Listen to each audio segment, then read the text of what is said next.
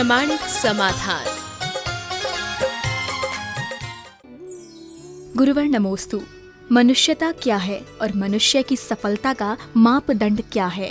एक अपने आप में बड़ा व्यापक शब्द है और मनुष्यता को लोगों ने कई तरीके से व्याख्यायित किया है।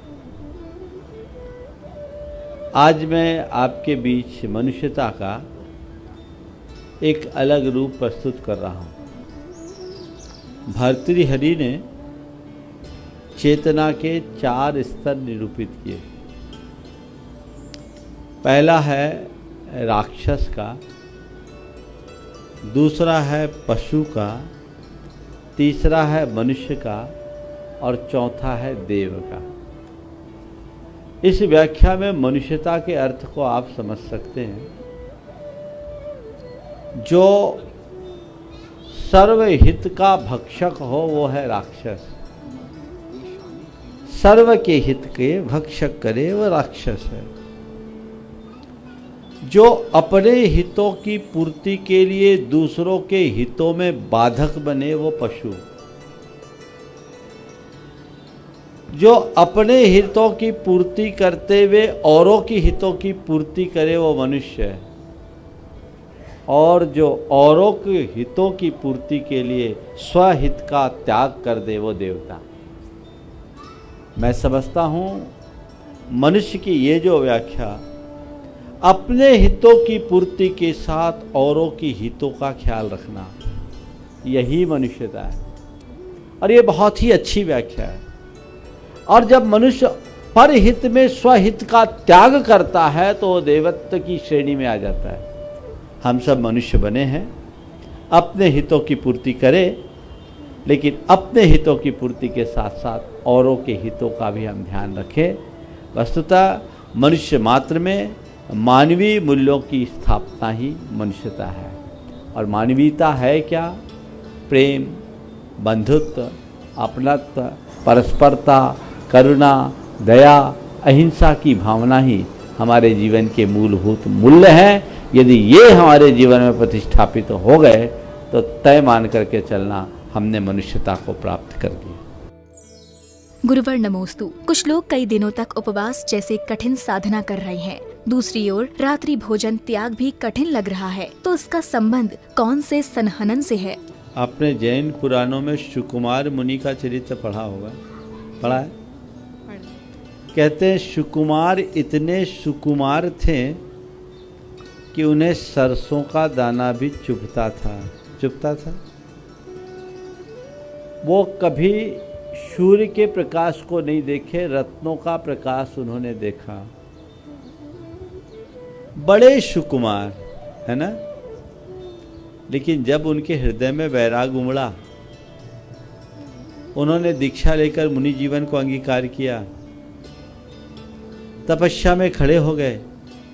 एक शालिनी अपने 2 बच्चों के साथ 3 दिन तक उन्हें कमर तक चूट चूट के खाती रही। वो विचलित नहीं हुए। कहाँ से आ गई शक्ति? क्या शरीर बदल गया? सहनन बदल गया? जिन्हें सरसों के दाने चुभते थे, शालिनी के दंश क्यों नहीं चुभे? मन बदल गया ना, भाव बदल गया। तो बस भाव बदलते ही सब कुछ हो जाता है। जिन लोगों से 15 मिनट प्यासे नहीं रहा जाता वो 10 दिन का उपवास भी कर लेते हैं। 4 कदम पैदल चलने में असमर्थ आदमी सम्मेद शिखर की चढ़ाई चढ़ लेते हैं। अनुभव कौन चढ़ाता है? भावना, मन, हमारी भावना, हमारे इरादे। अगर वो मजबूत हो तो मनुष्य के लिए कुछ भी असंभव नहीं। गुरुवर नमोस्तु। भारत अपनी संस्कृति और पद्धति का केंद्र था, तब अंग्रेजों का गुलाम बन गया और आज विदेशी संस्कृति को अपना रहा है। अब आजाद है, तो ऐसा क्यों है? उसने कहा कि जब हमारा देश आज़ाद था तब हम अपनी भाषा बोलते थे, लेकिन तब हम गुलाम बन गए। आज़ाद नहीं हुआ था तब हम अपनी भाषा बोलते थे, हम गुलाम बन गए। आज आज़ाद हैं, उनकी भाषा बोलते हैं और हम उनकी भाषा बोलने पर भी आज़ाद है। ये विसंगति क्यों? ऊपरी तौर पर देखने पर यह बिल्कुल सही दिखता है, लेकिन हम थोड़े अपने गुलामी की कारणों को देखें। भाषा का अर्थ केवल मुख से उच्चारित शब्द नहीं है। भाषा का अर्थ भाषा का संबंध हमारे भीतर की भावनाओं से। हम गुलाम क्यों हुए? क्योंकि हमने उनकी भाषा बोलना शुरू कर दिया, यानी उनके अनुरूप चलना शुरू कर दिया। विदेशी आक्रांताओं के मंसूबों के अनुरूप काम अगर हमारे लोगों ने नहीं किया होता तो भारत गुलाम नहीं होता, और भारत गुलाम नहीं होता तो आज जैसी हमारी दुर्दशा नहीं होती। तो ये सच है, हम अपनी मौलिकता को खोए इसलिए परतंत्र हुए। अब दूसरी तरफ आप कह रहे हैं हम आज़ाद हैं, हमें केवल व्यवस्था की आज़ादी मिली है, मानसिकता तो आज भी गुलाम है। बल्कि मुझे तो ये दिखता है, जब हम पराधीन थे तब हमारी चेतना स्वाधीन थी, आज देश स्वाधीन है, चेतना ज़्यादा पराधीन है, क्योंकि हमने उसे पूरी तरह अपना लिया है। इसलिए अपनी मानसिक गुलामी के जकड़न से हमें बाहर आने की जरूरत है। गुरुवर नमोस्तु। बहू के कहने पर पति काम करे तो उसे पत्नी भक्त कहा जाता है, लेकिन बेटी का पति उसकी सलाह माने, दामाद अच्छे हैं। तो ऐसी दोहरी सोच रखने वाले लोगों को कैसे बदले? ये एक बड़ी विचित्र समस्या है। इस प्रकार का दोहरापन हर मनुष्य में देखने को आता है। बेटी के प्रति नजरिया अलग हो जाता है और बहू के प्रति दृष्टिकोण अलग हो जाता है। जब तक हम ऐसा दृष्टिकोण नहीं बदलते तब तक सच अर्थ में हम अपने घर परिवार में खुशहाली नहीं ला सकते। एक उदाहरण मेरे सामने आया। एक की बेटी की शादी हुई। शादी के बाद जब बेटी की विदा हो गई, महीने भर बाद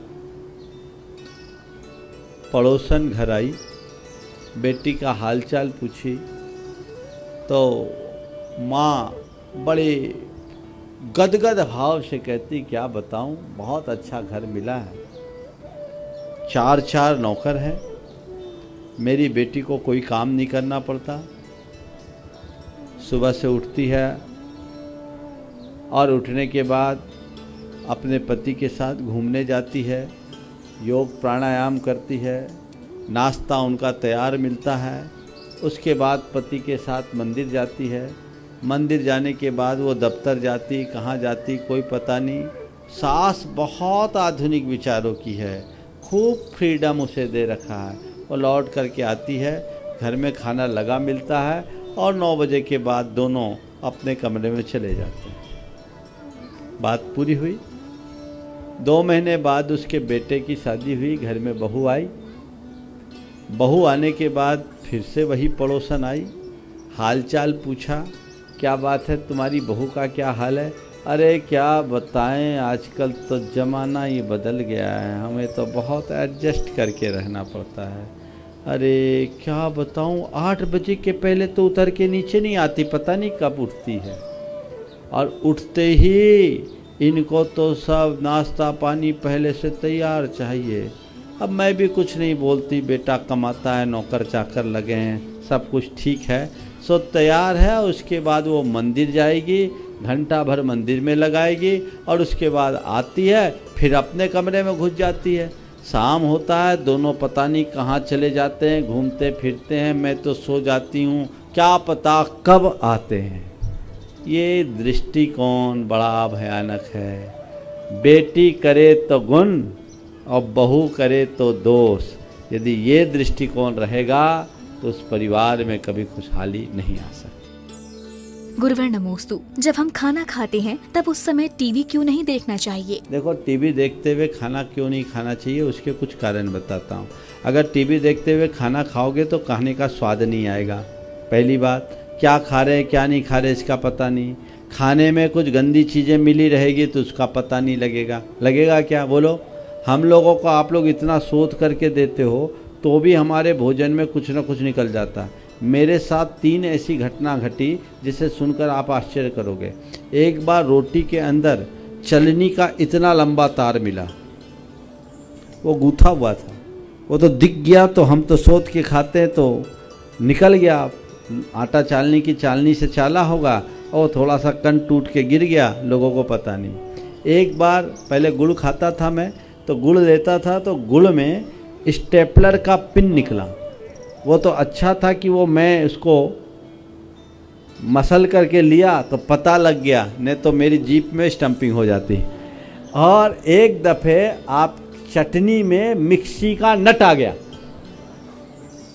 अब आप सोचो, इतनी सावधानी से देने के बाद इतनी गड़बड़ी, तो आप क्या क्या गटकते होगे, समझ गए? तो ये गड़बड़ होता है। तीसरी बात, हमारे मन की ग्लानि खत्म हो जाती। आप टीवी में देख रहे हैं, कहीं हिंसा हो रही है, हाहाकार मची है, बम ब्लास्ट हुआ है, खून के चिथड़े उड़ रहे हैं और खून की धार बह रही है, चिथड़े उड़ रहे हैं, हाहाकार मचा, और आप चुस्कियां ले रहे चाय के। आप प्रेम से भोजन कर रहे हैं, आपके मन में दया करुणा कहाँ होगी? और चौथी बात, जब खाना खाते समय टीवी देखोगे तो अपनों से बातें कब करोगे? इसलिए बच्चे हो या बड़े, भोजन करते समय टीवी नहीं देखना चाहिए। गुरुवर नमोस्तु। संघर्ष का अंत और सहनशीलता की सीमा क्या है? हमारे गुरुदेव ने संघर्ष के अंत के बारे में लिखा कि संघर्षमय जीवन का उपसंहार हर समय होता है। तो अगर मुझसे पूछते हो तो गुरुदेव के दर्शन के अनुसार ये कहूँगा, संघर्ष का अंत हार से है। बिना संघर्ष के कुछ काम नहीं होता। प्रसव की पीड़ से गुजरे बिना शिशु का दर्शन नहीं होता। सहनशीलता की अंतिम सीमा, उसकी कोई सीमा नहीं है। जहाँ तक उसका मनुष्य की स्थिति है उसे सहन करना चाहिए, क्योंकि जो जितना सहन करता है वो उतना समर्थ बनता है। गुरुवर नमोस्तु। त्रेता युग में महाराज दशरथ ने अपने बेटे को वनवास जाने का आदेश दिया, लेकिन आज परिस्थिति और सोच वैसी नहीं रही है। तो क्या ये काल का प्रभाव है? देखिए, बात ठीक कह रही है। त्रेता युग में दशरथ ने राम को वनवास जाने का आदेश दिया, आज तो उल्टा हो रहा है। आज के राम अपने दशरथ को वृद्धाश्रम में भेज रहे हैं, बिल्कुल उल्टा हो गया।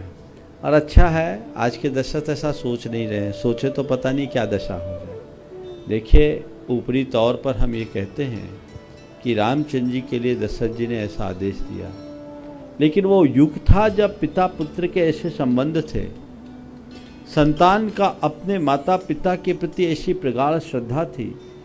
उनके लिए माँ बाप नहीं होते थे, देवता से भी महान हुआ करते थे। उस युग में हमें ये पाठ पढ़ाया जाता था, मातृ देवो भव, पितृ देवो भव, अतिथि देवो भव। आज वो सारे संस्कार विलुप्त हो गए, इसलिए आज पितृत्व की आभा छीन होते जा रही है। वो एकदम दयनीय दशा में जा रहा है। अच्छा है आज ऐसे पिता नहीं हैं कि अपने बेटे को वनवास दे। मैं ये चाहूँगा कम से कम आज बेटे भी ऐसे रहे कि आखिरी समय तक अपने पिता का साथ दे। गुरुवर नमोस्तु। अनुभव प्रत्यक्ष है या परोक्ष है, और स्वानुभव प्रत्यक्ष है या उसकी भांति है? आपने पूछा अनुभव प्रत्यक्ष है और स्वानुभव प्रत्यक्ष की भांति है।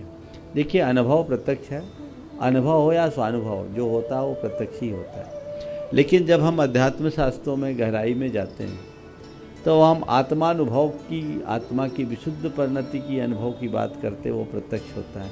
और जिसे लोक व्यवहार में स्वानुभव कह देते हैं उसे प्रत्यक्ष जैसा कह देते हैं, लेकिन वस्तुतः जहाँ अनुभव है वहीं प्रत्यक्ष।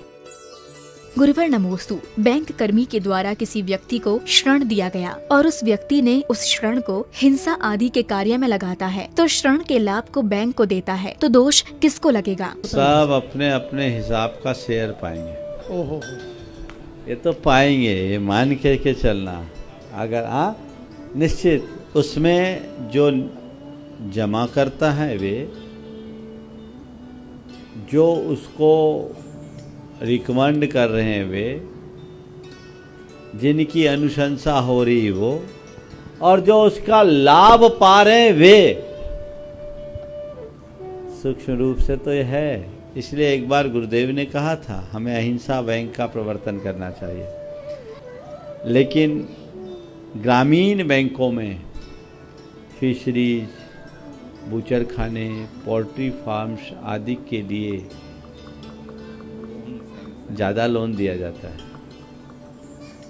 सरकार की नीतियां हैं, उनको क्रियान्वित करना आपकी जिम्मेदारी है, लेकिन इसे सूक्ष्म स्तर से विचार करना चाहिए और इसका कोई रास्ता खोजना चाहिए। गुरुवर नमोस्तु। हमारे परिवार द्वारा मंदिर जी में विराजमान जिन प्रतिमा का राग पूर्वक प्रतिदिन हम अभिषेक करते हैं, तो क्या ऐसा करने से हमें पुण्य मिलेगा या राग का दोष लगेगा? देखिए, जिन बिंब की स्थापना करना बड़ा सौभाग्य का विषय है, करना ही चाहिए। लेकिन जिन बिंब की स्थापना करने के बाद भगवान को भगवान की भांति देखना चाहिए। ये मेरे भगवान, ये दिमाग से हटा देना चाहिए। मंदिर मेरा है, ये दिमाग में नहीं लाना चाहिए। वेदी मेरी है, ये दिमाग में नहीं लाना चाहिए। मैं तो निमित्त हूँ, मैंने अपने द्रव्य का कुछ सदुपयोग किया और मेरा द्रव्य ऐसे पवित्र कार्य में लग गया, ये मेरा सौभाग्य है। मैंने जिनबिंब स्थापित कर दिया। लेकिन जिनबिंब स्थापना के बाद मेरे भगवान है और मैं यही करूं, ये एक दुर्बलता है। हम लोग तो जब भी प्रतिष्ठा कराते हैं और प्रतिष्ठा कराते समय भगवान को विराजमान करते वक्त विराजमान कर्ताओं को बोल देते कि भैया एक संकल्प ले ले, आज से ये नहीं करना, ये मेरे भगवान, नहीं तो तुम एक को ही पूजोगे, बाकी को नहीं पूजोगे, ध्यान उधर चला जाएगा। हाँ, ये एक स्वाभाविक बात है कि जिन्हें हम खुद पधराते हैं वहाँ हमारा रुझान ज़्यादा होता है।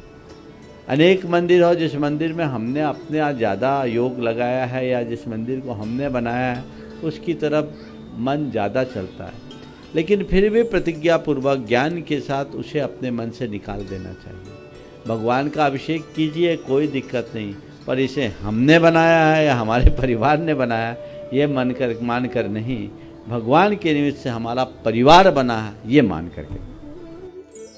गुरुवर नमोस्तु। समय कई जख्म देता है, इसलिए घड़ी में फूल नहीं कांटे होते हैं, और इन घड़ी के कांटों से समय का फूल कैसे निकाले कि जीवन में महक फैल जाए? बात सही है कि समय जख्म देता है, पर किसे? कांटे चुभते हैं किसे? जो बेतरतीब तरीके से गुलाब को छूते हैं उन्हें कांटे चुभते हैं, और जो सलीके से केवल गुलाब को छूते हैं, कांटे बाजू में रहते हैं, उनके हाथ में केवल फूल आता है, उसकी महक आती है और कुछ नहीं। समय के कांटों को छेड़ो मत, सलीके से अपनाओ, तुम्हारे जीवन में समय का फूल खिलेगा, कोई जख्म नहीं होगा। लेकिन बेतरतीब तरीके से जीवन जियोगे तो तुम्हारे जीवन में जख्म ही जख्म होगा। इसलिए जीवन को जख्म से बचाकर समय के फूल के महक से सराबोर करना है तो हर समय को सलीके से जीने का अभ्यास करें। गुरुवर नमोस्तु। राम की जो अहिंसा है वो हिंसक लगती है और महावीर की अहिंसा वो अहिंसक है, तो इस बात में इतना अंतर क्यों है? श्री राम और महावीर की अहिंसा में कोई अंतर नहीं। रामचंद्र जी ने भी अपने जीवन में यही बात कही और भगवान महावीर ने भी यही बात की। दोनों ने हर प्राणी के प्रति समानता की दृष्टि रखने की बात की। हाँ, राम रावण युद्ध के प्रसंग को जब हम देखते हैं तो ऊपरी तौर पर हमें दिखता है कि रामचंद्र जी ने अस्त्र उठाया, पर वह अस्त्र उठाना हिंसा नहीं, उनका कर्तव्य था। वे एक गृहस्थ थे और गृहस्थ के लिए कहा गया है आतताई आक्रमणकारी को सबक सिखाना हमारा धर्म है। भगवान महावीर ने भी विरोधी हिंसा को हिंसा नहीं कहा, गृहस्थों के लिए वो क्षम्य कहा। रामचंद्र जी ने वही किया। उनका मकसद लंका का हथियाने का नहीं था, उनका मकसद सीता को सकुशल वापस लाने का था। और सवाल एक सीता का नहीं, अनेक सीताओं का था। तो उन जैसे राजपुरुष का ये कर्तव्य था जिसे उन्होंने निभाया, और वो हिंसा नहीं है अपितु अहिंसा के लिए की गई एक प्रकार की प्रतिरक्षात्मक प्रणाली है, जिसे भगवान महावीर ने क्षम्य कहा है। इसलिए इन दोनों को अलग नजरिए से नहीं देखा।